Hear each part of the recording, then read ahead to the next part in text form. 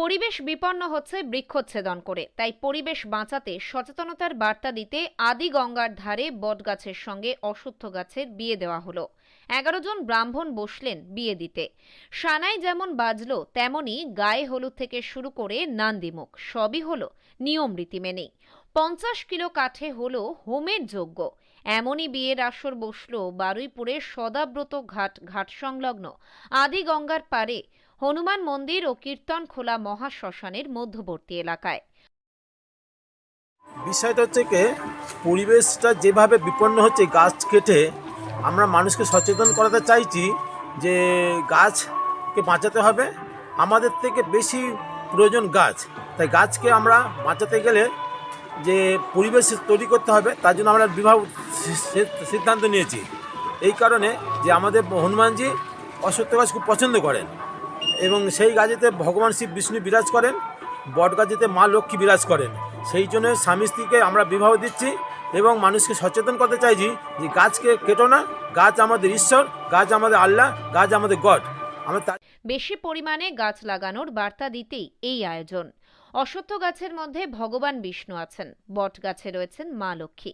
সেজন্য স্বামী স্ত্রীর মধ্যেই বিয়ের আসর। কুয়াশা ঘেরা পরিবেশ, তখনও ভোরের আলো ফোটেনি। এই বিয়ের আসরে হাজির বাড়ির গৃহবধূরা। কেউ বারুইপুরের বাসিন্দা, কেউ বা এসেছিলেন সুভাষগ্রাম থেকে, কেউ বা জয়নগর থেকে এসেছেন। বট গাছকে নতুন শাড়ি পরিয়ে অশ্বত্থ গাছকেও পরানো হয় নতুন ধুতি। সদাব্রত ঘাটে গিয়ে জল আনা থেকে গায়ে হলুদ, বিয়ের কোনো নিয়মই বাদ যায়নি। সকাল থেকে যেটা মেয়েদের যে আচরণ আছে, যেটা গঙ্গা নিমন্ত্রণ করা, তারপর হচ্ছে কি গায়ে হলুদের ব্যাপার থাকবে, বরণের ব্যাপার থাকবে, তারপর হচ্ছে কি আমাদের দুপুরের যে নানিমুখ যেটা হয়, নানিমুখ হবে। এবার গাছ প্রতিষ্ঠা করে তারপর হচ্ছে কি যেটা আমরা নানিমুখ হয়, নানিমুখ হবে। তারপর হচ্ছে কি পৈতে হবে, উনি স্বয়ং ভগবান শিব বিষ্ণু, তার পৈতে হবে। পৈতে পরে আমরা পৈতে ভিক্ষা বেরোবো, আর বিশাল শোভাযাত্রা সহকারে বাজার থেকে হয়ে আমরা পরিক্রমা করে আমরা এখানে যাবো, উপস্থিত হব। যেহেতু উনি ব্রাহ্মণ, উনি ব্রাহ্মণের পৈতে হওয়ার পরে আমরা পরিক্রমা, পৈতে ভিক্ষা যেটা বলা হয়। তারপরে আমাদের বিবাহ অনুষ্ঠান হবে।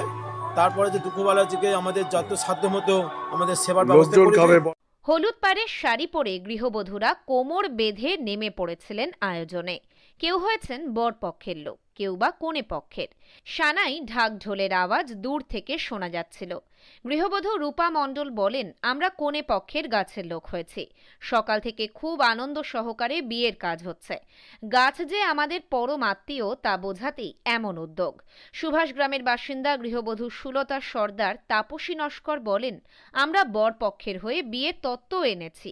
তাতে গামছা, শাড়ি সব সাজিয়ে আনা হয়েছে। যেমন বিয়েতে হয় তা সবই এখানে করা হচ্ছে। বিয়ের আসরে ভুরি ভোজের আয়োজনেও খামতি ছিল না। আয়োজক তপন সাহা বলেন, পোলাও, আলুর দম, চাটনি খাওয়ানো হয়। 4000 লোকের সমাগম হয়েছিল। পরে হনুমান মন্দিরে প্রসাদ বিতরণ করা হয়। দক্ষিণ 24 পরগনা থেকে সুমন সাহার রিপোর্ট, লোকাল 18 বাংলা।